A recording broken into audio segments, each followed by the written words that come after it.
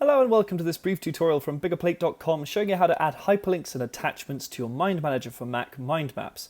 Hyperlinks are a useful way of linking to either a web page, a file on your computer, or another topic within your map, and we're going to show you how to do all three. Now, to add a hyperlink, you can either come up to the top toolbar here, and you'll see if I go to the Insert menu here, I have the option to add a link, and if I click here, it'll give me a drop down giving me the option to add a URL, a topic, within the map, or a file or folder on my computer. You also have the option to link to an email address, but we're not going to worry about that one today. So you have the option of adding from here. You can also right click on the relevant topic and say insert or add link rather.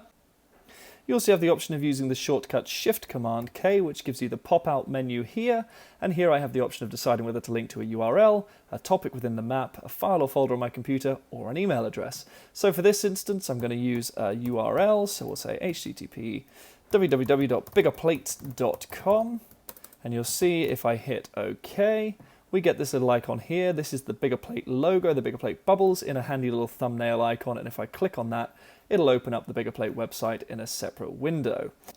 Equally, if you wanted to link to a file on your computer, you click on the relevant topic, and again we can use Shift Command K, we can say link to file or folder, and it'll open up this option where we can choose a file on our computer. So then I'll say this little photo of my dog looking very unhappy after a bath.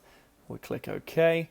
And again, we have this little icon here, so this little preview image where if I click on that, it's a link through to the preview app that will open up this photo. Finally, if you wanted to link to another topic within your map, again, we say Shift Command K, we say link to topic, and you'll see you get this option. You basically have all the topics within your map in list form. So I can then say, let's link it to the tasks topic within my map.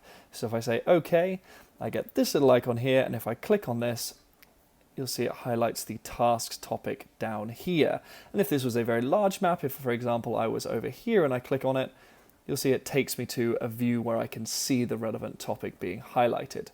Now to edit any of these, you simply right click and say edit link, and you can come up to the same pop-up window and, for example, change the URL, change the file that you're linking to.